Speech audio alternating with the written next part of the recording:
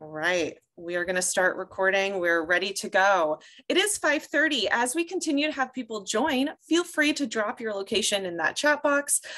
We will be using chat and we will be using the question and answer tonight.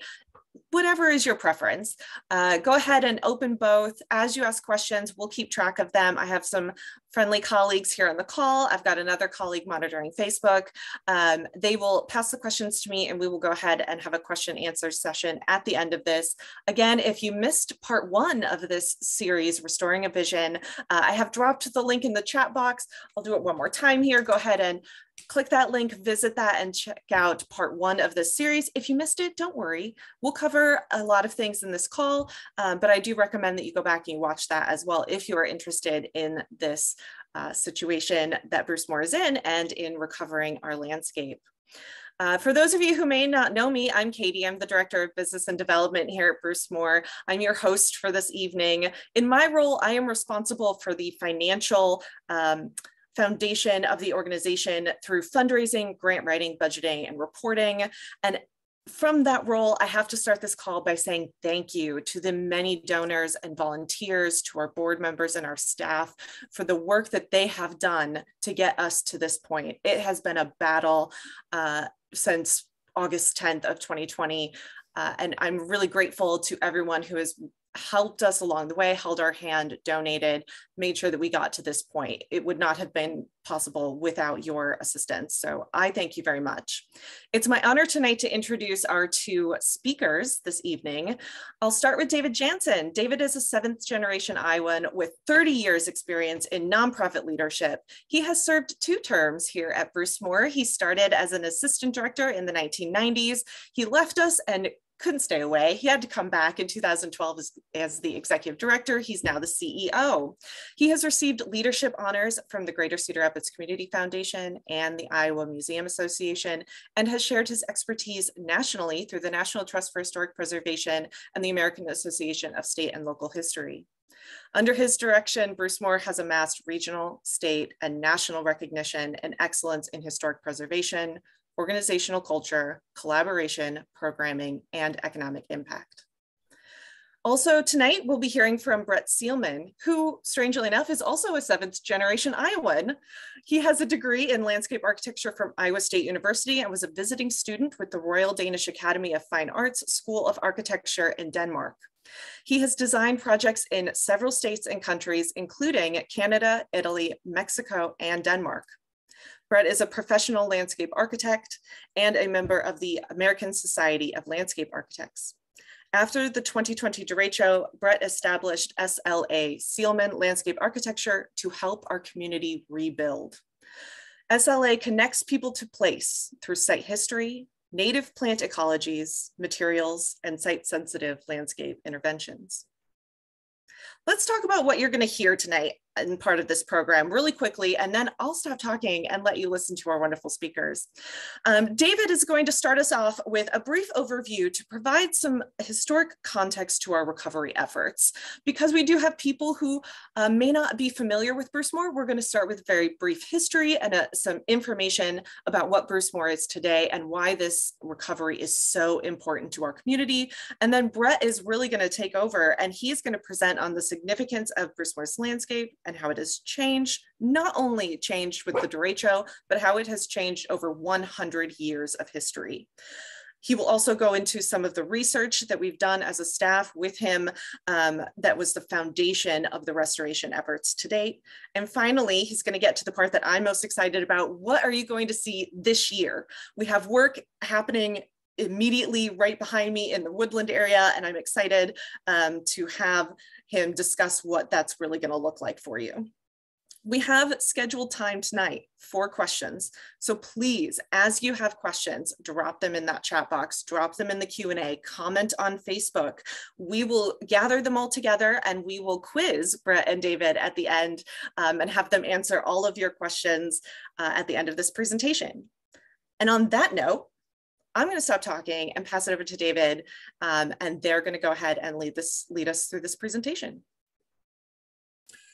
Okay, well, thank you very much, Katie, and welcome to everybody. We are very excited to see the audience really from around the state and from around the country joining us for this journey. It's really been a powerful couple of years for us, and we're excited to share the progress of what we're doing.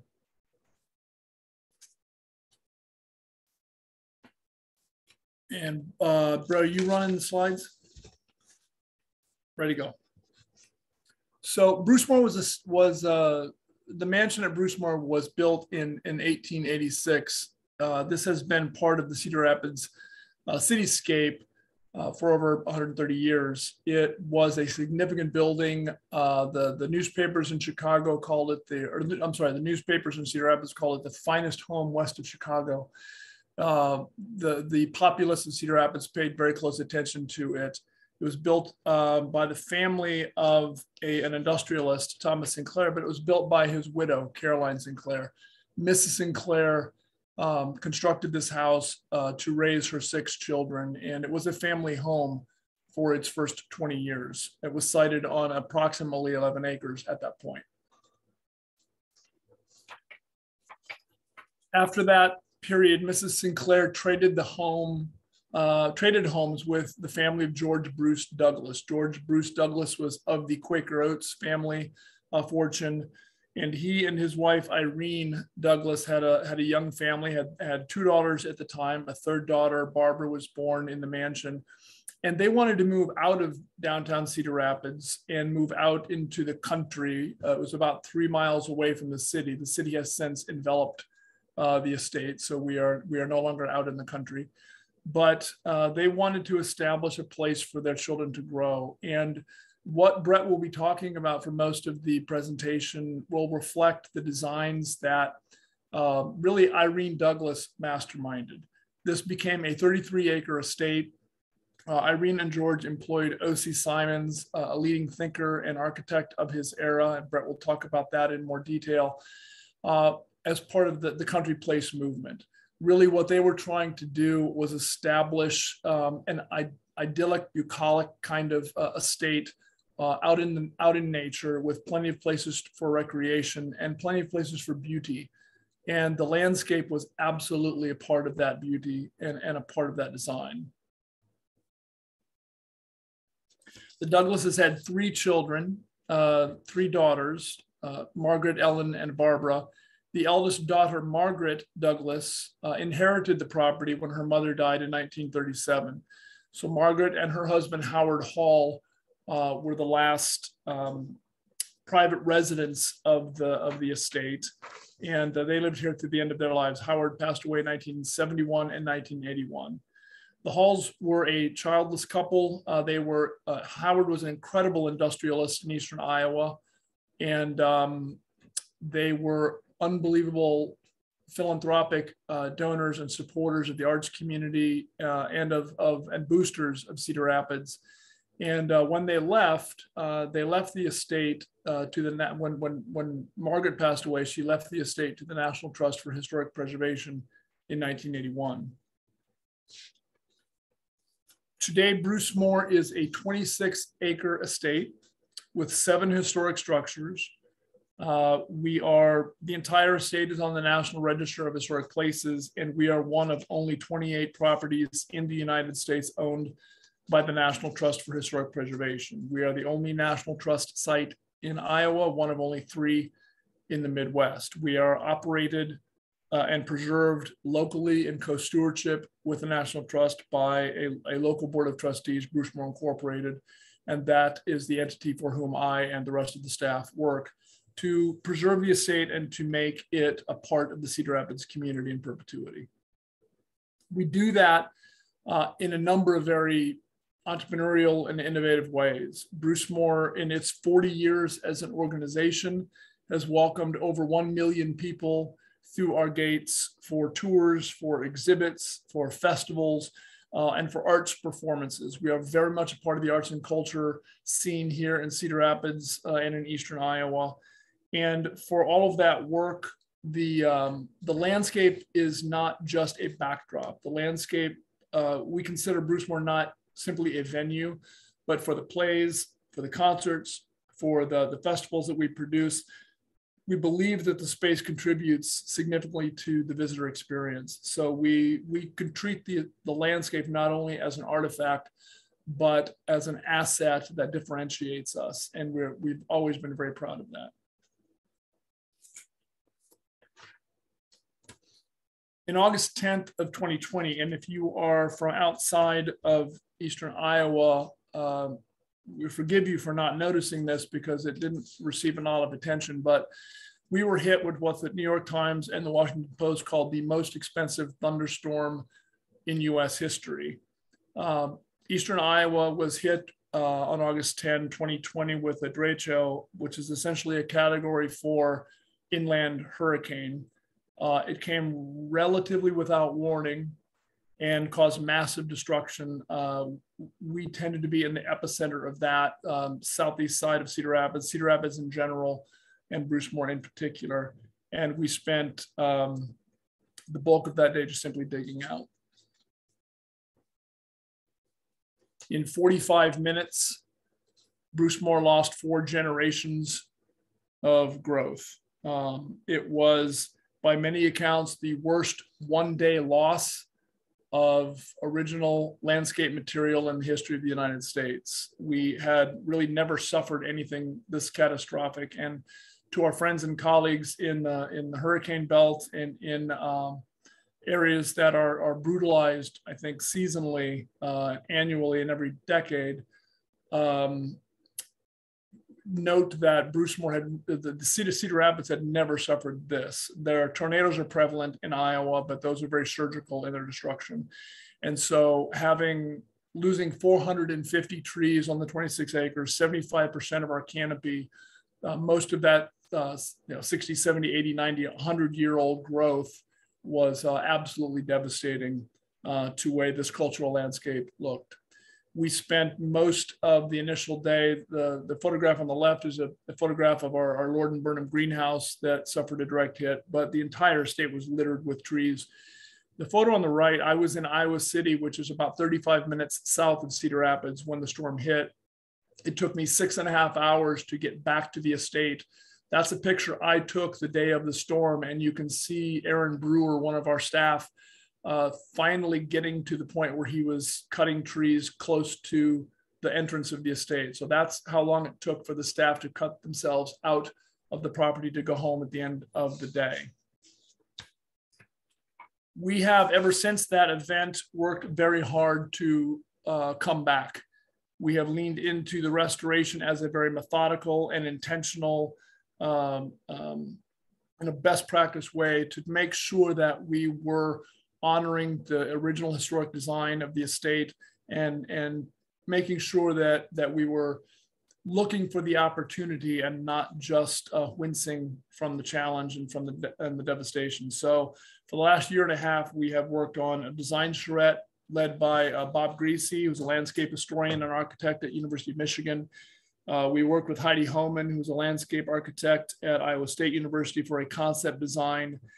And then we dovetailed into this Brett Seelman Landscape Architecture, who has been unbelievably helpful and insightful and passionate about our restoration process. And so Brett has been working on the actual recovery restoration phase for the estate. And that's what we're excited to share with you tonight. So I'm going to turn, with that context, turn the presentation over to Brett, welcome him, and thank him for all the work that he's been doing to bring us back. Thank you, David, for the introduction, but also the opportunity to work with you and your team on this project. And thank you for everyone joining tonight. For those that are in Iowa, we finally woke up to a beautiful spring day, and hopefully this sets the tone until we get to summer. So wanted to give a little bit of background about myself. I grew up on a small century family farm in Janssen County, Iowa. My parents were general contractors and farmers, and the farm and the job sites, those were really the landscapes of my youth. And I was always the curious child, asking too many questions, building these pretend worlds out of sawdust and soil. And I I believe these early experiences led me to landscape architecture at Iowa State. After graduation, I worked professionally in New York and Boston, and around 2015, my wife and I decided to move home to start a family. Fortunately, we found a house on the southeast side, which led me to discover my favorite morning walk, and that included crossing Cottage Grove Avenue, through Beaver Woods, down Beaver Park, down Linden Drive, and into Brucemore. And these early mornings at daybreak, clearing the deer, they really created my first admiration for Brucemore. And after my first experience at Brucemore Orchestra, it really solidified how important Brucemore was to the arts and cultural experiences that we all share on the estate, and how fortunate we are to have Brucemore in our community. As Katie mentioned, after the derecho, I was really encouraged to start my own firm to help give back to the community, and wanted to share here this image, my last image from a morning walk on the estate, which is about 2 weeks before the derecho. And it's hard to get used to our new normal here. Some of us can't remember this landscape because the post-derecho landscape is what we now see every day. We really hope during this presentation that you see the opportunities that we have and how we can achieve that through the restoration process. So I want to really discuss the importance of landscape at Brucemore. We all have similar stories to my story of Brucemore. We all have our own. In the wintertime, you see families sledding down the alfalfa field. You see kids do snow angels in the front lawn. We all have different reasons why Brucemore is important to us. And perhaps these are the most important reasons why the landscape's important. Really the rarity of green space in Cedar Rapids, and to have 26 acres so close to downtown. It's really our central park. It's one of our only civic and cultural landscapes. And we all have our own shared stories that we share of the Brucemore landscape. But I wanted to place Brucemore on more of a national scale in regards to its landscape importance. So why is Brucemore's landscape important? And I think we owe a lot to Mrs. Douglas, who is the woman on the left-hand side of the screen. She was an active gardener and very knowledgeable. And under her direction, the estate really expanded and became the framework for what the garden is today. She was the mastermind behind expanding the estate and creating the series of gardens. On the right-hand side of the screen is O.C. Simonds. He was who the Douglases hired. He was a Chicago-based landscape gardener, and he had a very Midwestern rural upbringing. He grew up on a farm near Grand Rapids, Michigan in 1855. He studied architecture and civil engineering at the University of Michigan, and his work at Graceland Cemetery in Chicago really brought him the recognition and the businesses from parks and campuses in estates like Brucemore throughout the Midwest. His other notable works include Oak Hill Cemetery in Cedar Rapids, which he collaborated with H.W.S. Cleveland on. He designed Lake Laverne at Iowa State University, and he also designed the Morton Arboretum in Chicago.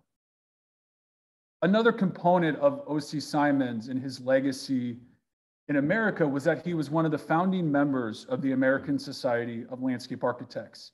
Of 11 members, he was the only representative from the Midwest, and he actually served as president in 1913, which was during the period of time that he was working with the Douglas family and Mrs. Douglas on the estate. Something to note about O.C. Simonds, his design philosophies focused on native plant communities and sensitivities to local conditions.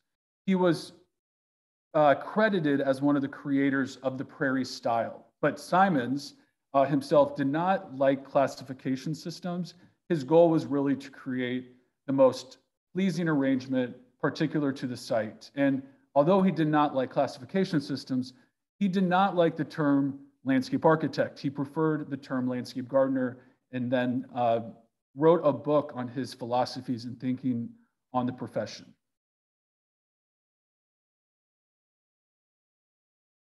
Brucemore is also significant as it was established during the country place era. And this was a more extensive landscape movement in American history that occurred from 1890 to 1930. And this is when the affluent families were escaping the stress of urban city life and creating country estates for their families. These families were heavily influenced by European gardens and their travels. And sort of this early 20th century movement was this ideal, like David said, of the country living, which was already celebrated by Caroline Sinclair, who moved her family out to have the fresh air of the country. But it evolved to encompass a lifestyle of athletics, leisure, and self-sustainability. I just love this image. This is of Irene Douglas, Mrs. Douglas. She was a very well-traveled woman of the period. She would train with her family. The Douglas family would train to Santa Barbara every winter. And fortunately, we have so many images like this within the Brucemore archives that we can understand how much she appreciated and was influenced by gardens during her travels. You can imagine when you have a moment like she's having under this wisteria, how that influences potential concepts that we see at Brucemore with the porte cochere and planting styles from a lot of these images.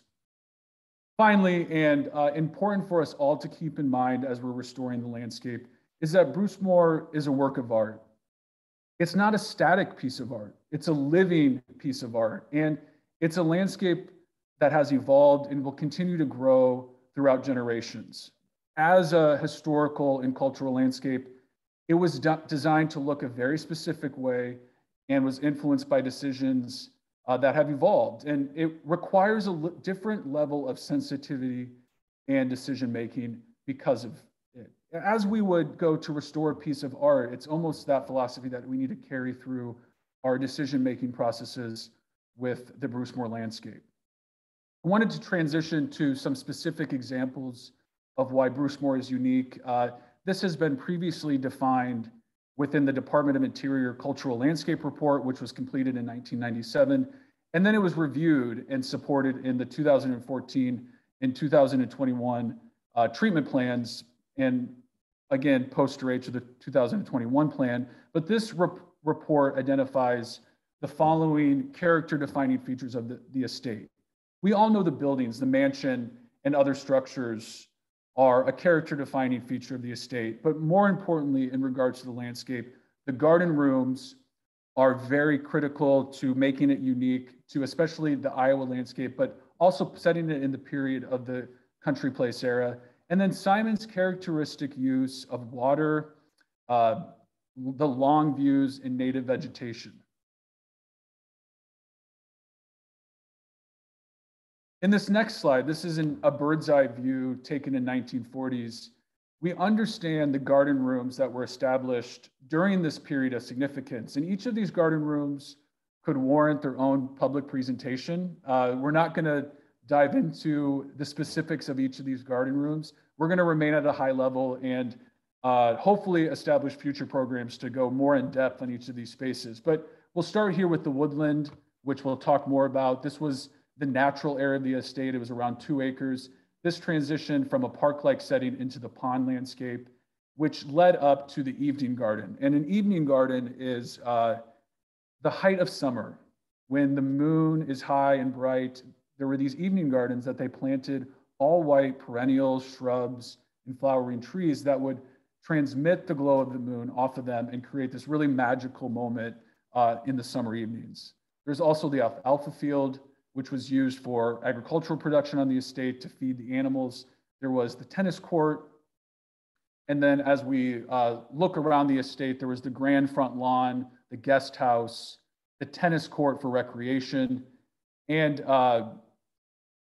there was also a servants' village, which sort of accommodated the groundskeepers and the agricultural farmers and the house staff. In this bird's eye too, this is taken in the 1940s, so sort of post period of significance. We also see the orchard, which is a hall era addition to the estate. I want to touch on a term that you'll be hearing throughout the presentation and throughout the history of restoring Brucemore, and that's that of the period of significance. And this has been defined as the Douglas era, which, as David said, and to reiterate, was from 1906, when the Douglas family moved into the estate, to 1937, when Mrs. Irene Douglas passed away. And this period really provides a starting point for our restoration process. You know, we are really in a pivotal moment of the estate's landscape history. And although we cannot take away the pain of the derecho, it has provided a precedent on what we want the estate to look like in the next 20 to 30 years. You know, one of my most favorite parts to date of this process is sharing time with Alex Priest, who's an associate in my office, as well as Jessica Peel Austin, who's the curator for Brucemore, in the archives. And we wanted to really show you images from the archives from this period of significance. And this allows us to see a Brucemore really no one living has ever experienced. The following photographs, to me, are just so captivating and inspiring for our current work, and really the vision of where we want the estate to go post-derecho. We'll let this image soak in here as I grab a quick drink of water. Everyone loves a good car image, right? So this image, it was taken around 1929, shows Barbara and a friend. Barbara is the youngest Douglas daughter, as David mentioned. And this is the L29 Cord Cabriolet, and it's really incredible to watch Jessica in the archives reference the date of these images by things like cars and different elements of the garden and maturity of certain things. So one thing that I want to note here is this mature lilac hedge that's off to our distance, and there was sort of this separation between what is the tennis court over here. Also note here that there was an inherited landscape, the term I'll use, inherited landscape, from the Sinclair era, of a lot of elm trees that were on the estate. And here we see that lawn, hedge, and canopy layer in full showcase. And this image also showcases an early collaboration between Mrs. Douglas and O.C. Simonds. Around 1917, they changed the mansion's main entrance and created a circle drive from Linden Drive versus First Avenue. And this plan here that we see is from O.C. Simonds' office from 1917 and shows the sense of arrival, the porte cochere, front entrance of the mansion, how there was this axial relationship to the formal garden, and how there was a threshold really created through a hedge into the formal garden. This image, one of my favorites from early 1910, shows Mrs. Douglas on the west portico with endless views of the city yet to be developed of Cedar Rapids. But still, they were defining different areas of the estate with hedges. We see again this lilac hedge here off the page to the right. And although there was the borrowed landscape of the views beyond, there was this intimacy created with the hedges to create these different garden rooms. This room we call the south lawn, or the private front lawn. More images here showing the hedge and canopy layers that were really celebrated during this time period. Finally, some of the most captivating images, and there's a whole set of film from this era, are the images from Margaret's wedding to Howard Hall in 1924. And I think the estate during the Douglas era was really at its prime during this time. We had the borrowed mature Sinclair era canopy, but the Douglas era plantings had matured and the hedges had matured. And notice this enclosure to the formal garden. You know, what a discovery for a guest to roll in from Linden Drive, park their car, and be invited from Mrs. Douglas to come enter the formal garden. But there's a lot of mystery and surprise there once you go through that threshold. Another important room that we can't go without talking about is the First Avenue lawn. And notice here the really selective framing with understory trees of the mansion, allowing it to really be showcased as a beacon for those who ride by horse carriage from First Avenue or the newly introduced automobile. This was, as David said, the finest house this side of Chicago. And I think the Douglases knew that, and they celebrated this and made landscape movements that portrayed this image and put Cedar Rapids on this platform. Something to note here, look at this Elm, S.LA. This was introduced during the Sinclair era, but reinforced with the privet hedge during the Douglas era, and then very selective use of other plantings to help reinforce Brucemore as a beacon. We see these evergreens here, selectively clustered, creating this sort of layered view and spatial enclosure of the grand front lawn. Finally, another example of this hedge layer during the period of significance. This photo was taken during the Hall era, 1940s, 1950s time period, but you can tell what they inherited of a landscape in 1937. You had this beautiful cathedral-like approach from First Avenue through the elm trees. You know, we have the pool up the hillside to the right. We have the orchard to the left here. But notice how the hedges, the height and diversity from a peony hedge to a privet hedge to the lilac hedges that we've seen before, how they really worked on the estate to define different rooms and to create different experiences of threshold through the estate.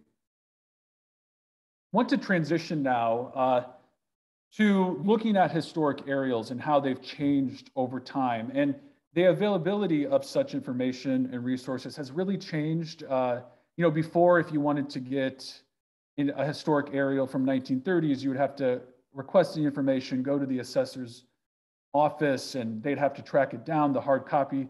Fortunately, all of that information is scanned. And I think when you look at the 1997 Cultural Landscape Report, and when you look at the 2014 treatment plan, even within the last 10 years, these aerials were not provided for public use. Fortunately, many municipalities have upgraded their systems to the GIS platforms, and this information's accessible for us to use. So I'm going to start here with the 1930s aerial.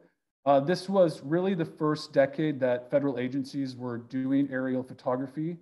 And I just want to ground everyone on the site. I know sometimes it's hard to really understand what you're looking at when looking at an aerial. First off, most importantly, true north is up on the street, you know, straight up on the screen. The property line of the current Brucemore estate is noted in the orange dark line. The estate is, the mansion is the orange square that you see here. First Avenue is here where my cursor is, and then Crescent Street transitions to Linden Drive along here. Something to note here, and I want you to just pay attention to certain things as we comb through these, is the density of the canopy. Notice that contrast between what's really dark and really light, what was vegetated, what was lawn or the alfalfa field. And we can really see in this image how vegetation helped define different rooms on the estate. And we'll come back to this a little bit later. In the 1940s, no aerials are provided because pilots were contributing to World War II efforts. But in the 1950s, so now we're at the point where Margaret and Howard have inherited the estate since 1937. They've lived on the property for 20 years. Really, the estate went unchanged during this time period. The Halls added an orchard. They added a nesting island to the pond and a limestone terrace, and they discontinued use of the tennis courts. Other than that, the garden rooms really maintained their integrity through that time period. We also know, and I'm sure everyone, we can't go through a Brucemore presentation without commenting on, the Halls had animals. They had exotic animals. They had Leo the lion and monkeys and a whole bunch of other animals. And so they used the estate much differently than the Douglases. And we, do find more animal pens, grave markers, graveyards from that time period. Transitioning now to 1960, the 1960 aerial, perhaps the golden years of the estate. And really what we're seeing here is the silence before the 1964 storm of the Dutch elm disease. If we transition to some of these images, the one on the left-hand side is from the Gazette. It was taken in 1968, but we know that Dutch elm disease was present in Lynn County in Cedar Rapids in 1964, sort of a slow death, if you will, of the American elms. And many of my clients that are older, they remember as children the presence of the American elm and its canopy on 2nd and 3rd Avenues. And here is, what it looked like as it transitioned out. Literally stumps that lined the streets, and a replanting effort that was ahead to really regrow post-Dutch elm disease. So in the 1970s, when we transition to the 1970s, we start to see this decline of canopy on the estate. We can see this here at the corner of First Avenue, see this from that landscape that's in between the pond and the woodland. And unfortunately, it continues to get worse. Here's an image from 1980s. And this is the time period that the Brucemore staff and the National Trust inherits the Hall era mansion and landscape. And we start to see different movements that the Halls were making during this time. The orange arrows symbolize evergreen hedges and plantings on the property. And I think what the Halls did, which is very similar to many Cedar Rapidians and our efforts post-derecho, is we want privacy. I don't think Margaret and Howard were asking themselves, how do we restore our mom's landscape? I think they were asking themselves, how can we get privacy back here? We've lost all of the elm canopy and other deciduous canopy.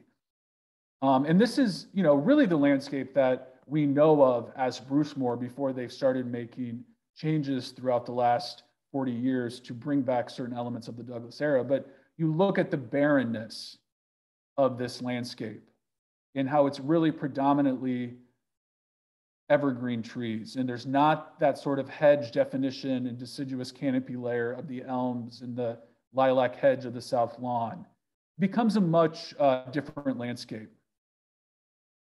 Into the 1990s, the Brucemore staff finds new ways to utilize the estate. There weren't really efforts to change the landscape during this time period. The Norway spruce hedge by the pond and woodland, the Brucemore staff formed the background for the amphitheater space and figure out new ways to use the estate and program the estate. In 2000s, we really start to see a different shift in what it means to be a cultural landscape in America. At the turn of the millennium, cultural landscape reports were starting to be completed for landscapes across the country to really document the landscapes in our country that we should save and we should preserve. And really have to give credit to Peggy Whitworth for this foresight to complete a historic landscape report in 1997 for Brucemore. And this really forms the basis for much of the research that we do today. And during that cultural landscape report, again, to reiterate, this is where the period of significance was defined as the Douglas era. So per the recommendation of the cultural landscape report, we see in the early 2010 time period, the Front Avenue lawn really becomes an area of focus to restore to the Douglas era. And we start to see younger trees planted along the S.LA. Unfortunately, these were a mix of green ash and oak varieties. And so we're now in a situation post-derecho, like where we've lost 450 trees from the storm, but we're also battling with green ash trees on the estate that are known to have the emerald ash borer present in their trees. So, there's constant sort of discussions about how we're responding to this, to these large weather events. And I think it's something that we wanted to make sure that we touched on today. Through our work and collaboration, it's really been essential that climate change in this conversation is a piece of the puzzle. How do we make plans that create a resilient landscape to handle future extreme weather events? Fortunately, Ossian Simonds really set the stage for Brucemore. He utilized mostly a native palette to begin with, and one that we will continue to develop with future projects. He also, the science of the nursery trade continues to change. And since the American elm was just devastated by the Dutch elm disease, there's been many other cultivars, which are certain strains and different crossbreeding of different trees that have shown resistance to Dutch elm disease. So with our work, it's really important to create a palette that honors native plants, but if there's a native plant cultivar, which we know is more resistant to the disease, to allow ourselves to utilize that in our palette. We're also in USDA Cold Hardiness Zone 5A. So it's important that our plants and trees are cold hardy, but they're also drought tolerant to respond to the fact that we're in a drought. And although we've had crazy rain for the last 3 weeks, we are in a national drought, and we need to make sure that we're planting trees and shrubs that can handle and are more able to handle less water supply. Finally, diversity. One of the most obvious to talk about in regards to what can you do from a landscape perspective to address climate change, not only diversity of species, but really a diversity of size and age. We know that the younger trees fared much better in the storm. They didn't have surface area to really blow them over and pick up the wind. But we also know that different species of trees, like the maples and the pin oaks with really dense canopies, didn't do as well as the bur oak, which has a much more open canopy structure. Or if you look at the trophy tree of First Avenue, which tree species is the most, are there the most remaining? It's the honey locust tree, which are really, really beautiful sculptural open form. And so it's important that we are really thinking about all of these things and trying to recreate these moments in these forms of the Douglas era vegetation, but doing it very sensitively to match the need of responding to climate change. So where do we go from here? And I think, that 1930s aerial that we started with, that's where we want to turn back the clock, apply the principles and the science that we know today in regards to climate change, and restore to the Douglas era vision. And I'm going to put this image back up. This is our goal.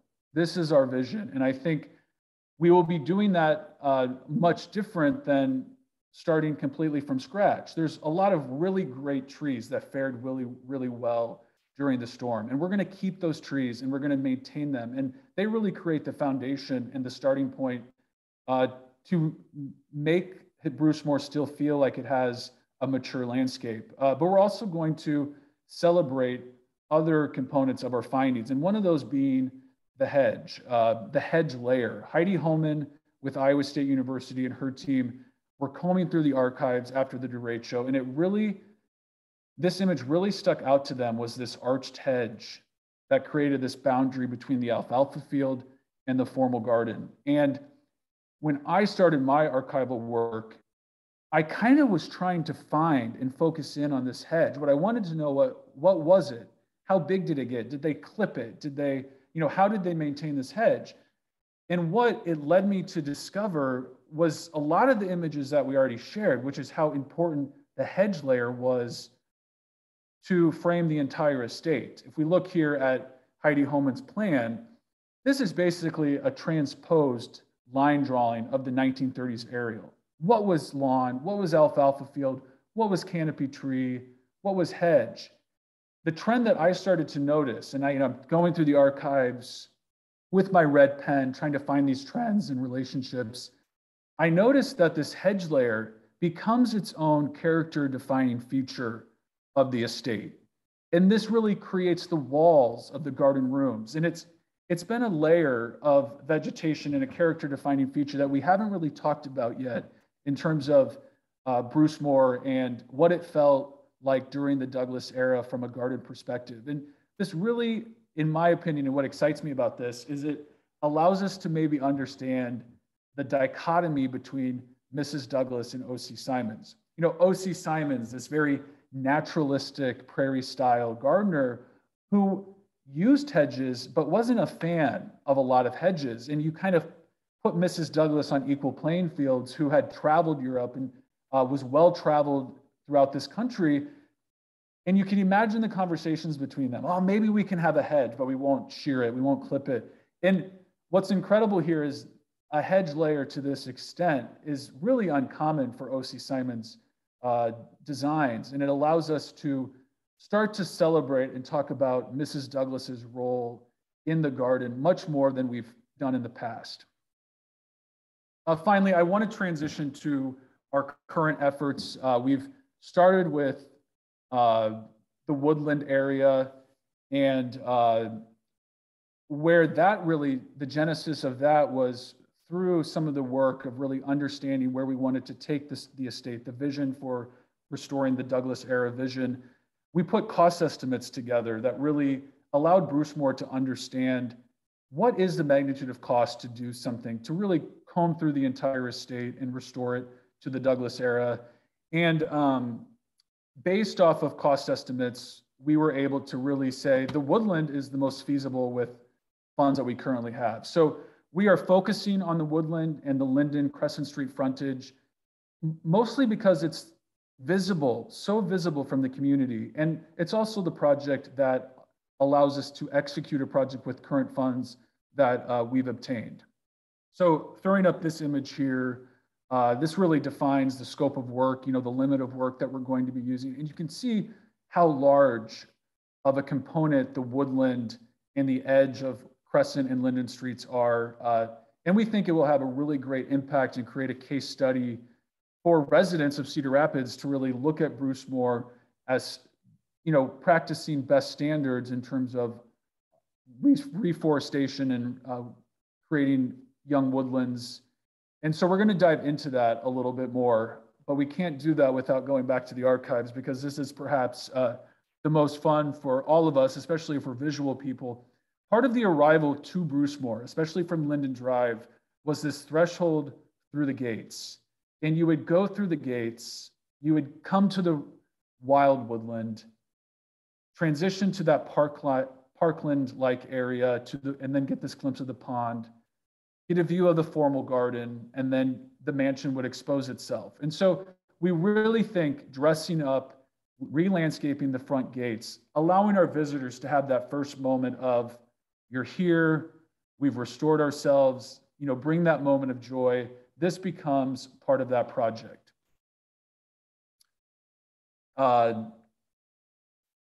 Transitioning back to more archival imagery, here is an image of Mrs. Douglas, the woman in the hat, and a friend on the edge of the wild woods. We know this is one of Mrs. Douglas's favorite parts of the property. On the right-hand image is the front cover of her garden book. And this is where she kept journals of what plants she ordered, what was in bloom, and what was different from year to year. Again, reinforces how much Mrs. Douglas really loved the garden and her garden of Brucemore.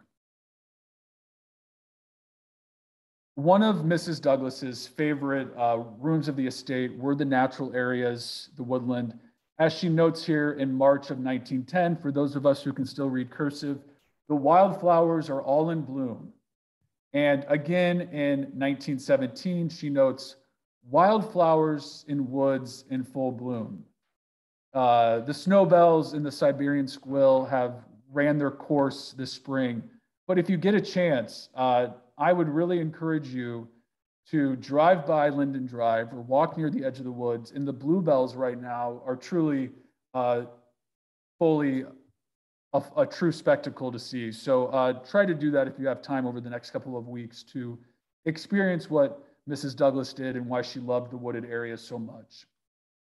Also want to point out in this image, which we've pulled up before, that there was this clear definition between the wooded space and the pond. And that was sort of this park-like space right here where the amphitheater currently is. And this space had a very parkland-like feel, predominantly with elms and lawn. And this, you could imagine this as the perfect place to have a picnic. If we look at that view today, it's really been carved out as the amphitheater space. And so this really is a perfect example of some of the conversations that we're having on how do we meet the current needs of Brucemore today, but bring in these character-defining features that Brucemore had during the Douglas era. We also know from archival imagery that evergreens were mixed with young deciduous trees, and we intend to do the same with our restoration efforts, really to honor the period of significance. This image to me is also inspirational because it's a reminder that the landscape of Brucemore is a designed landscape. The water body is man-made. The woodland at one time was a young woodland. And I think we should look at these images from this time period as inspiration that we too can rebuild the estate and in 20 to 30 years create and recreate some of the Douglas era visions. So what's the goal? what do we want the woodland to look like in the next 30 to 50 years? You know, we're not going to be able to reestablish a woodland in 1 year, in 5 years, even maybe in 10 years, there's not going to be a noticeable difference. But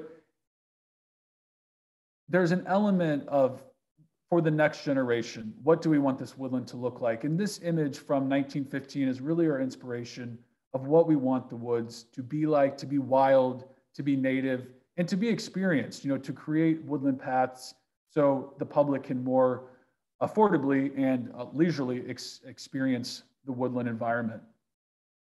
Part of this process was research and leaning on the advice of local experts. You know, as a landscape architect, professional landscape architect, I come to the project with certain expertise, but it was really important to lean on experts within this area to understand how they were restoring their properties post-derecho. So I want to just give a shout out to a couple of these individuals. These were conversations through phone, through meetings, video calls, emails, but Andy Dahl, who's an arborist with the University of Iowa, Scott Greach, who is the Director of Landscape Services at the University of Iowa, Daniel Gibbons, and Dana, who's with Linn County Conservation. We had Carter Johnson with the Borough Land Trust, and then Mark Vitosh, who's our Linn County District Forester with the DNR. We really wanted to understand, how do you restore something like a woodland? And I think a common trend between the conversations was, you can't really do it partway, halfway, half effort. You really have to fully invest. You have to take a stance on the trees that you take down so you can provide the sunlight needed for the next generation of trees. And so really picked their brain on method processes in terms of, how do you determine if a tree should come down? Across the board, if the tree had 50% or less of canopy, it was deemed that it should come down. Now, that might seem very severe. You know, kind of goes back to this trend of Brucemore as a piece of art. But it also relates to the fact that, unfortunately, many arborists said this, a tree that doesn't know that it's dead yet. You know, screeching words to anybody and everybody who loves trees, especially all of us post-derecho. We don't want to have to take down trees if we don't have to. But we also have to give back to the next generation here, and that is removing the trees that are deemed unsalvageable and the ones that don't know they're dead yet, so we can create these pockets of sunlight for the next generation of trees. So really high level, we'll break this down.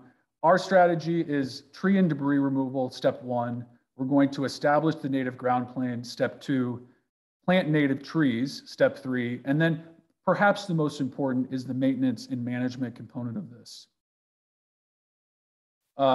Showing this image here, this drone image, which was captured last Monday, sort of right before the Acorn Arbor Care started their work on the estate to start doing the tree removals and structural pruning. But that's the phase that we're in right now, is we're going through the woodland. We're taking down trees that have 50% lesser canopy. We're taking down trees that have cracks. We're taking down trees that if we were to structurally prune, we ask ourselves what's left of the tree. And we're doing that very, with a lot of sensitivity. You know, we're trying to not start completely over, but we're also trying to understand where we can keep groups and families of trees on the property, groves and thickets of trees that are there, but also carve out new opportunities for younger trees. We're also removing stumps. The stumps of oaks and hickories will be cut flush to encourage resprouting. And then highly visible stumps around the amphitheater space or the paths will be ground out. And most of the stumps will cut flush and let them rot and decay over time. You know, a really exciting component of this is we are going to salvage wood 15 inches in diameter or more. There's really great opportunities in the future to refurnish the estate. I think one of my recommendations coming into the project was, throughout all archival work, we see the Sinclairs and the Douglases and the Halls using these garden rooms, sitting in them and enjoying these garden rooms. And I think a lot of lot of people and community members today think of Brucemore as a landscape where we park our car and we stroll the grounds. We want to really provide more opportunities for people to sit in these garden rooms and enjoy. And I think part of that will be to look at these images from the past and try to recreate certain elements and blending new and old furnishings so you can all experience what past residents of the estate have as well. We look at this image on the right. This is the grape arbor that really flanked the edge of the formal garden. We're salvaging a lot of this wood that will be turned into dimensional lumber that we'll use to recreate these sort of garden artifacts on the estate. Step 2 is the establishment of the native ground plane. You know, there's been so much equipment in the woodland. We're going to decompact that soil, mix it with the parent material, finesse the grade so you're not walking through ruts, et cetera, really make that kind of match the native grade that was there. And then we'll establish the woodland paths, really look at how we want people to experience the woods.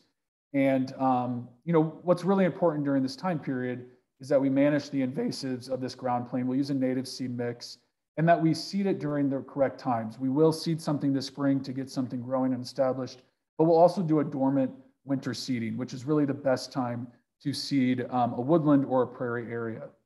What's really important here is this element of succession. Going back to, we can't recreate a woodland in 1 year or 5 years, but that the ground plane will really change over time, over the decades. And during phase 1, which we're in, we're not going to have a full canopy on the ground plane of shade.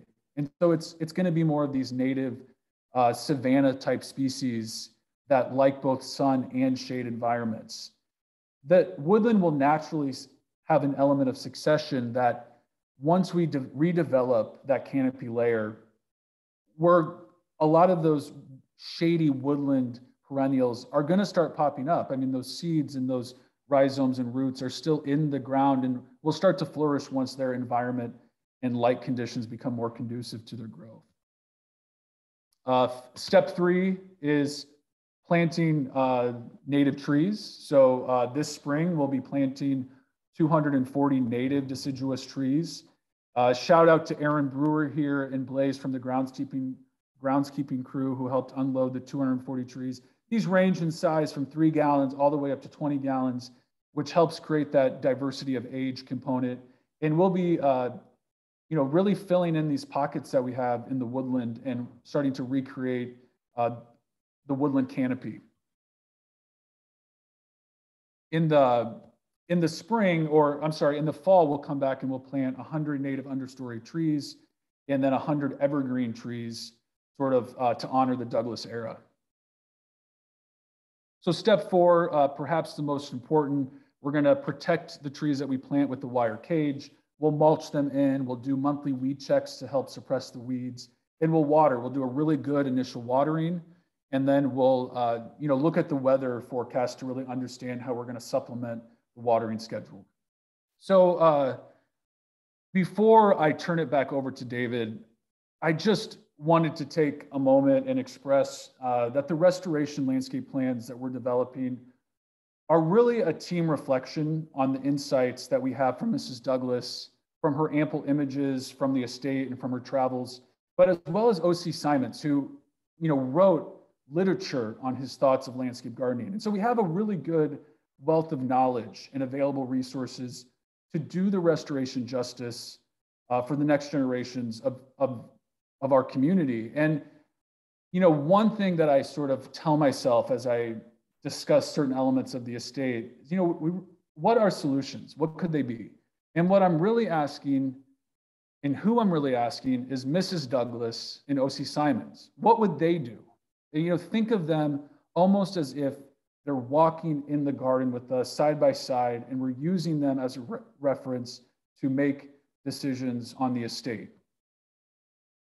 Finally, I want to thank the Brucemore staff and express how grateful I am to be working with you all. David, and your incredible team with Tara Richards and Katie Benedicts and Jessica Peel Austin, just the help you were with the archives. But then, the torch that we're all handing over to David Morton and Aaron Brewer to really maintain this landscape that we're going to restore. You know, their work will be never ending, really, in regards to the future of the estate. And what an incredible group of individuals working hard every day to preserve the legacy of Brucemore for our community. And I really hope over time, and there's enough youth within this group, that in the next 10, 20, 30, 40, 50 years, we can retell the story, not 1 to 2 years post-derecho, but the long-term success of evolving the landscape and celebrating the landscape recovered post-derecho. So with that, I'm gonna turn it back over to David. Thank you all for your time. It's been truly a privilege and an honor to be working on this project and serving the community. And it will be just an absolute legacy for this community to rebuild this landscape to the Douglas era.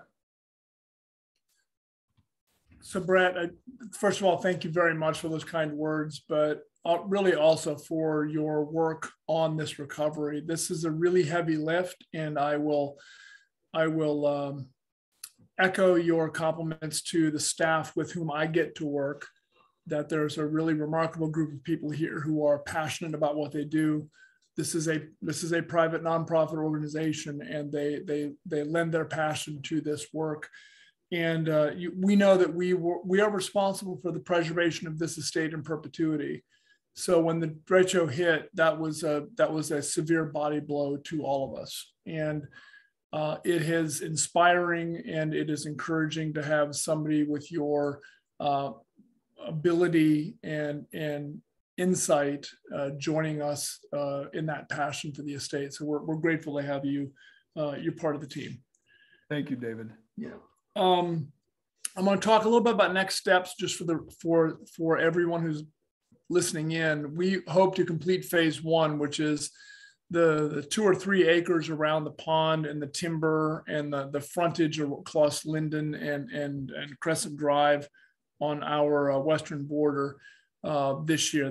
That involves removing, as Brett said, removing some trees, prepping some understory, or prepping the groundwork, but then adding about 400 to 600 trees to that 3-acre space. While we're doing that, we will study the pond, which it's a unique micro environment that we want to make sure that we are dealing with very carefully. As Brett said, that is a human-made element, but we want to make sure that we are creating a natural environment that the pond can thrive. And we'll also do our best to document the landscape and document this moment in time for Brucemore in perpetuity, what we suffered and where we are at this moment. Brett will continue his work with the staff, working through our archives, working with Jessica, working with David and Aaron and Tara and the rest of our team to design a landscape plan, a facilities master plan really for the entire landscape through the bulk of this year. That will tee us up in the fall and winter to secure funding. We will certainly need to raise some monies to implement the plan in place. But once we know exactly what we'd like to do and what is the best plan, we'll reach out with more specificity on that moment. And then hopefully in the next 2 years, in 2023, hopefully completing by the fall of 2024, we will complete the next 2 or 3 phases of this restoration for the rest of the estates. We're very excited about doing that. We're very excited, first of all, to bring it back, but also to set an example for the rest of our profession about how to recover a landscape. If this is indeed one of the worst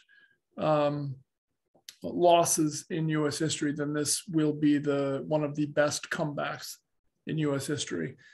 Within that context, these are the guardrails that we see ourselves operating within. First of all, as we've been talking about for most of this presentation, the historic design and the historic use of the estate is one of the elements that we need to consider. We also need to consider the modern function. The way we use the estate is very innovative and entrepreneurial and always has been. And this estate was not designed in 1920 and 1930 to be used in the way that we use the estate for public use. So we have to make find some balance in that. Surely the cost is determined by how much money we can raise and how much we can afford to put into the restoration. But then finally, you know, we also have a fraction of the staff and the capacity that Mrs. Hall and Mrs. Douglas and Mrs. Sinclair had to take care of the property. So we have to be very conscious of the fact that we are a private nonprofit organization, and we have to watch costs very carefully on the maintenance of it. And then finally, you know, Brett touched on this a couple of times, but climate change is an issue. The frequency and the prevalence of severe weather events is rising. The cost of those events is rising. And we have to be very careful about planting things now that make sense in the 21st century that may not have been factors in the 19th and 20th century. So there are an awful lot of considerations that we want to make sure that we are cognizant of going forward. I will leave you with this image. This is Brucemore about 2 weeks after the inland hurricane, after the derecho. We were in the process, remember this is in the middle of a pandemic, and the entire arts and culture community of Cedar Rapids, and probably safe to say the nation, if not the world, was shut down. We are intimately linked with the arts and culture scene in Eastern Iowa. It's part of our lifeblood. And when the pandemic hit us, we were working on producing one of our concert series here in the courtyard of our carriage house. This is the barn, essentially, where our offices are housed and where the Douglas staff work from. And we have hosted a concert there for 15 to 20 years. We were poised to reproduce that concert in 2020 when the storm hit. And 2 weeks after that storm, with tree debris everywhere, you can see holes in the roof of the building. You can see that we used tree debris to decorate the stage and the proscenia. We leaned into that in the middle of a pandemic, and 2 weeks after a hurricane, we said we're going to continue to contribute to the arts and culture community, and that was this concert. This restoration of the landscape is in that same vein. We feel very strongly about the preservation of this estate. We feel very strongly about the way that Brucemore can inspire the community with history, with preservation, and with the arts. That is our mission, that is our dedication, and this restoration of the landscape is very much in line with that work. So we're very pleased to have Brett as part of our team. We're very pleased to have all of you joining us to hear about what's next. And with that, I will thank you all for attending and turn it over to Katie for questions and answers. All right, we have received several questions through the various methods that we're accepting questions today. As you continue to have questions, please drop them in the chat, the Q&A, or Facebook Live comment, and we will add them to my list. But we have about 20 minutes, and I'm going to ask Brett to, if possible, turn his camera back on, and I'm going to kind of ping pong between the two of you with some of these questions. David, I'm going to start with you. You mentioned the pond very briefly. Can you give a little bit more information about why we need to study the pond a little bit more before we dive into that restoration? You said dive into the pond. I like that. We will. I may pull Brett into this as well, but the pond is a tricky element. It is a built environment element. It was created and designed by Ossian Simonds and by the Douglas family. It changed over time. The riprap, the edging of it changed. The Douglases and then the Halls modified it, but also environmentally, it's shallowed up over the years because of debris and because of sediment and because of things settling in the bottom of it. So part of the pond discussion is, to what era do we want to design it, and also environmentally and ecologically, what's the smartest way for us to deal with that? I think we want to make sure that, first of all, the clay base is intact so that it's holding water.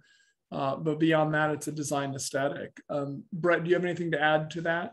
Yeah, I do. I think a really easy way to think about pond and pond construction is that view from the west portico of Mrs. Douglas and how undeveloped the surrounding area was when the pond was first built. And, you know, many pond experts have different thoughts on this, but it takes at least 10 acres of watershed to keep a pond full, which Brucemore had at the time period, pre-city infrastructure of our stormwater systems. And so Brucemore just does not have the watershed right now to really keep the water at a height that's aesthetically pleasing, that supports fish life, that really allows the depth that it should be to really work as a functioning body of water. So there's a lot of things we need to do to really dive in and understand the best approach. One of those being too that the current well on the Brucemore property is over 100 years old. You know, so there's a lot of questions we're asking ourselves as we dive into this pond piece. Thank you. And Brett, I'm gonna come right back to you. What part of this restoration project have you been most excited about? Ooh, that's a great question. So I'm geeking out over this hedge layer because it's just, for me, and I mentioned this in the presentation, it creates a Brucemore that no one currently living has ever walked through. When you think about those photographs from Margaret Hall's wedding, no one knows of Brucemore in that context. And I think it's going to be really exciting to reestablish the hedge layer, also as a way to give us some sort of immediate impact on the estate. You know, it's going to take decades for trees to really grow in and create canopy, but hedges could really be established in a shorter amount of time. So to answer your question, Katie, I'm geeked out over the hedge layer. I can't wait till we put that three-arched hedge back to define the alfalfa field from the formal garden and really start to dive into those conversations of what the hedges should be and how that impacts the garden rooms. David, we've talked a little bit tonight about the national significance, right?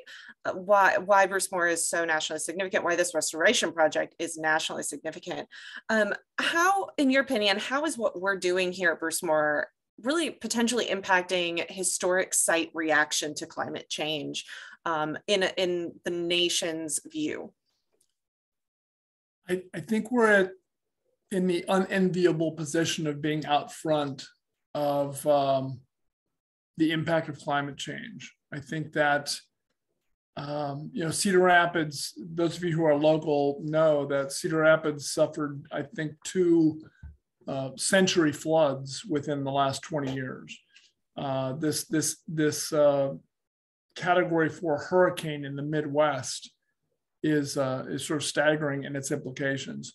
I think it's fair to say that the climate is changing and the prevalence and frequency of these severe weather events is increasing. That's documented.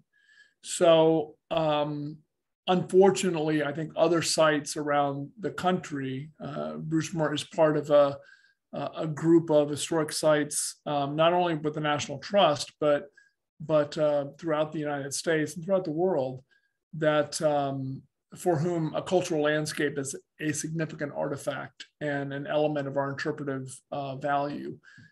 And the way that we come back from this, I think, and whatever mistakes we will inevitably make, we hope to avoid them, but whatever mistakes we make and whatever things that we do well will be a solid case study for our profession, for historic gardens, for grounds, for cultural landscapes throughout the country and throughout the world. So we're very aware of that, and we take that as a source of pride and an aspiration as we move forward.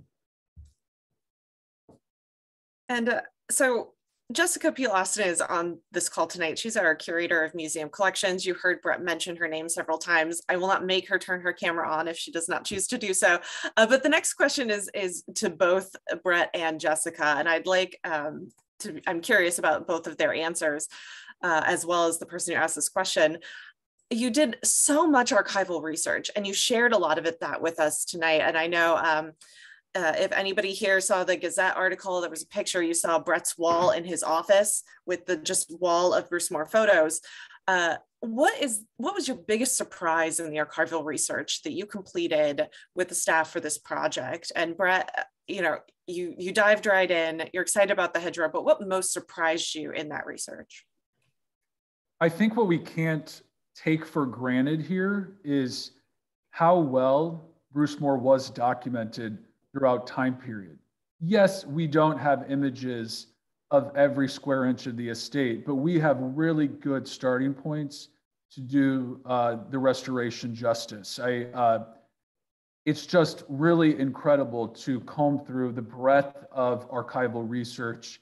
And I feel really confident, especially after breaking down that 1930s aerial with photographs on the ground of an approach forward. So I think what I was surprised by was just, through the different eras, finding those images from the Sinclair era where Caroline had planted the Elm Alley from First Avenue, and sort of how that canopy transcended through different eras. But, we have great information to really put a solid plan forward.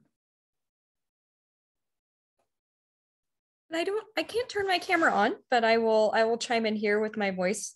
But I think one of the things that I was most surprised by, and something that I hadn't really kind of taken a closer look at, was how many aerial photos we have and how instructive those have been in pinpointing the different features and the different time periods that we see in our archives. And I have just really enjoyed seeing those, coupled with the great GIS images that Brett helped us to find out. And those have just been really instructive. So I think that's one of the favorite parts that I encountered. I think to add to another thought that comes to my mind is, yes, I was focused on landscape images, but by combing through Sinclair era, Douglas era, Hall era images, you really get a good sense of who these people were and the businesses that they created in Cedar Rapids, and how much opportunity they gave, especially to Cedar Rapidians in terms of the workforce. It's really incredible. And when I say walk side by side with Mrs. Douglas, it's a real thing. I mean, you get a really good sense when you look at these images of who these families were and what they were doing during the time period. If I can add to that, what Brett and Jessica are talking about too is discovering things in our archives, which had been there, but the derecho certainly is a challenge and was a tragedy in many, many ways. But it's the way that we as a staff pivoted to what are the opportunities here. We would never have recreated Mrs. Douglas's estate. We would never have thought to remove that much tree canopy or that much understory or foliage ourselves had there not been this catastrophic event. Unfortunately, the derecho cleared so much of our property that it gave us an opportunity to be thoughtful about how we come back. So I don't think we would ever have gone back to Mrs. Douglas's design, but for that impact. So that we have these archival resources and never really had the opportunity or the time or the resources to really dig into them in any meaningful way about what could the future be.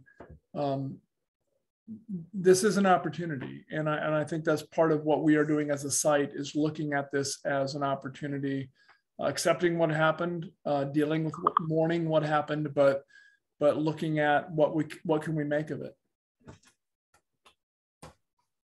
And David, I'm going to stick over with you here for a second. I think we have a lot of familiar names on our participant list tonight, people who I know come to our events. The Woodland is in a pretty prominent spot to the Peggy Boyle Whitworth Amphitheater area. How do you think that the work in the Woodland is going to impact our theater programming and our tour programming this year? It will certainly affect the visibility. It'll certainly affect the experience of the visitors who are there. We have a very robust event season. 2 years after the pandemic started, we have really scrambled back and clawed our way back into some really ambitious programming goals. It will, if you have not been on the estate recently, it will be a stark reminder of what we all experience as a community. But growth takes time, and growth and restoration and recovery, I think at the end of the day, are more powerful than the tragedy of destruction. And I think you'll see that, but hopefully we'll also entertain you and inspire you with what's on the stage. Brett, I'm going to send this question to you. Which trees fared well during the derecho, and why or how did they survive those destructive winds? So on the Brucemore estate, a lot of the oak trees fared well, and this is sort of on the in-between space between the evening garden and the formal garden, and they were sort of at that age where they weren't fully mature yet, but they were also the oak species that really had more air in them, if you will, more open space in their canopies. Across town, like I mentioned in the presentation, the bur oaks, for the most part, did tend better than like the denser pin oak type species. The red oaks, which we have quite a few on the Brucemore estate that were sort of in that 30-year age, fared fairly well and kind of will create the starting point of our existing tree layer. And you notice a lot of the ones with the really dense surface area, the white pines, the zelkovas, the maples, they are solid vegetation. And when the storm hit in August, I tell people on my property, you couldn't see grass. I mean, there was so much vegetation and leaf debris on the ground plane that you couldn't see lawn. And some of those denser trees, just the surface area that they absorbed the wind was too great that it just took them right over. And there's also the element of trees in certain microclimates, trees in ravines or lowlands or highland areas of Cedar Rapids, all fare differently. There wasn't a species relationship per se, but from those that are joining from afar, to put it into context, the 2008 flood impacted 10 square miles of Cedar Rapids, whereas the derecho impacted every single resident that lives with a Cedar Rapids address. And there are some trends, like I said, about the honey locust on First Avenue, but for the most part, the current canopy counts and loss of citywide is around 70 to 75%. This next question, I am super psyched. Thank you for the person who asked it. I'm going to ask each of you individually, and Jessica, I'm going to ask you to answer this question as well. We're putting Jessica on the spot tonight, for which I appreciate her patience. What question are you just dying to ask Irene Douglas about her work with the landscape? And I'm going to start with David Janssen.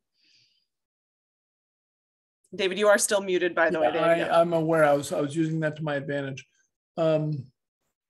What question would I want to ask Irene Douglas? Is this about the landscape in particular? Let's assume that. Let's assume that, yes. I'd like to ask Mrs. Douglas how the experience of her 3 daughters and her children impacted her design choices. How much was she thinking about her family and her children when she laid out the landscape? I think there are multiple moments in the landscape that speak to her love of family. There the tennis court and there are many hobbies, with animals and pets. And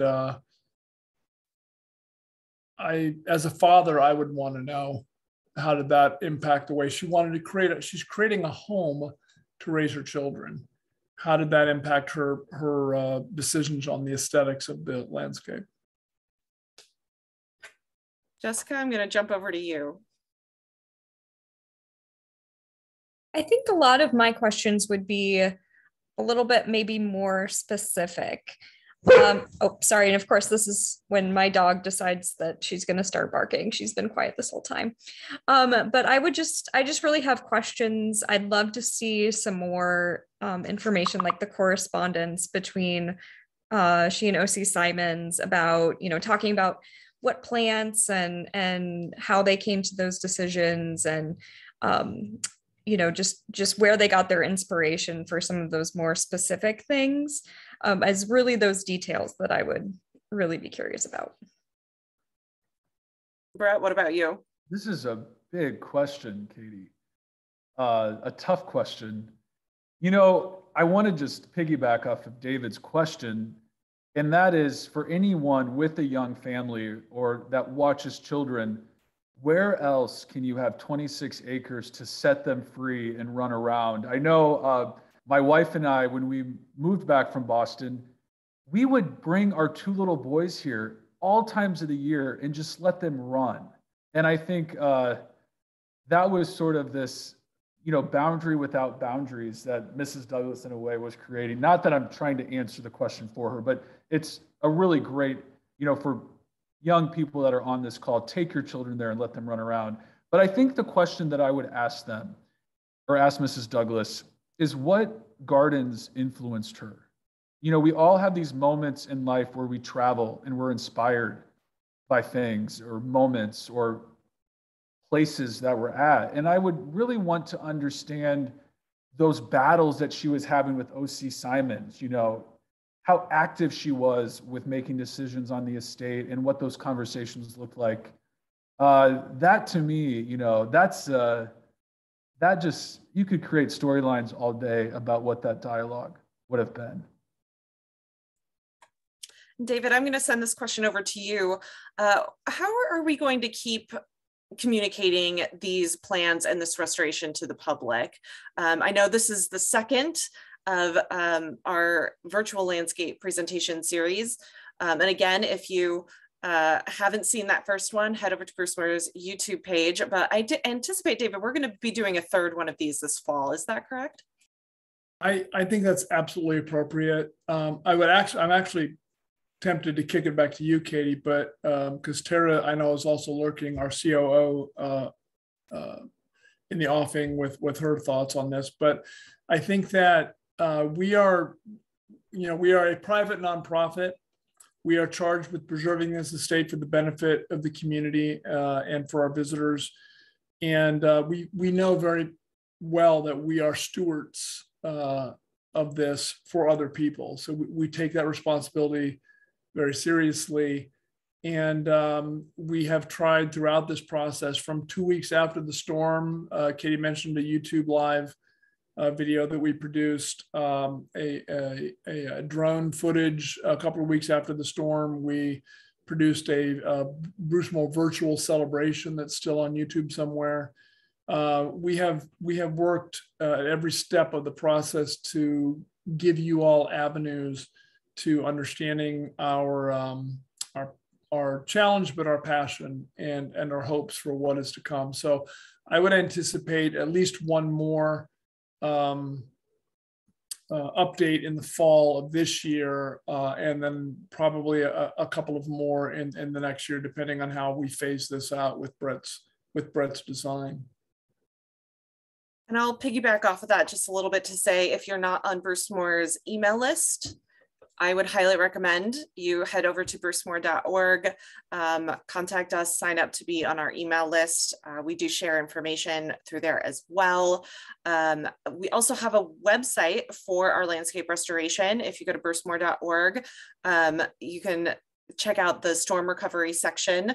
I did, for those people who maybe aren't aware of our YouTube page, I just dropped the link in our chat box as well. So go ahead and check that out. We have 2 minutes left, and I am going to end us out by asking David Janssen the best question that we've gotten asked. What can people do to help? Wow. I think stay engaged with what we're doing. Look for opportunities to hear our story. We certainly, donations are appropriate and appreciated, because we will be building a design that is very expensive. The storm caused $3 million of damage to structures. Much of that is covered by insurance. but the restoration of the landscape is not really ensured. And so our aspirations and our hopes to reconstitute this landscape is really not for us. We know our responsibility is to create this for the community. And I use that as in a broad sense, not just the Cedar Rapids, Eastern Iowa community, but for visitors to use and experience this estate. So we certainly hope for your support and your encouragement. And if you're in the Eastern Iowa area, or if you are visiting, please come through. Whether we have a very robust event season, but even when there isn't an event going on, the estate, even with the damage, is beautiful and inspiring. And we hope to inspire you with the work that we are doing. Thank you, David. And my colleague Tara, who again is lurking here tonight, has dropped a couple of links to our Facebook page and our storm recovery website. Again, social media is a nice place to go as well. Facebook, Instagram, Twitter. Brucemore is on all of them. Go ahead and give us a like and a follow. Stay with us, ask questions, send us messages. If we didn't get to your question tonight, I know we didn't get to some of them, go ahead and send us an email, mail, mail @brucemore.org. Head to our website, contact us through the website as well. Contact us. We'll answer your questions via email. Give us a call. We're interested in continuing this conversation with all of you. But that's it. That's our time for tonight. I want to thank you all for coming here. I want to thank you for your interest and your ability to communicate with us through this forum tonight. If you want to tell us how we did, give us any feedback on this. Again, that email just got dropped in the chat box as well. But that's it for this evening. We are done, and we will say sayonara for tonight.